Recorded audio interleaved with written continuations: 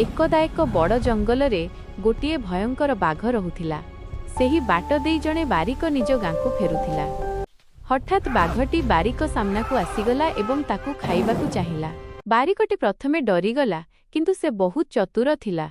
से निज मुंड खटाई एक उपाय पांचिला। बारिकटी जमा नडरी हसी हसी कहिला, अरे बाघ मामू भलला तुम एठी मिलिगल, मु तुमको ही खोजुथिली।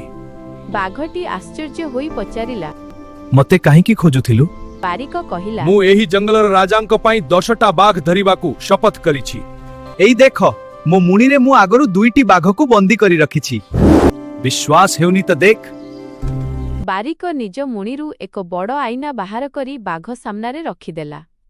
बाघटी आईनारे निजर प्रतिबिंब देखि भाबिला जे सतरे आईना भितरे आउ एक बाघ अछि। बारिक पुणी कहिला, देखिल त एईटा हेउछि नवम बाघ। एबे तो पाड़ी तुमको धरिले मोर 10टा बाघ हबो। बाघटी भयरे थरिबाकू लागिला।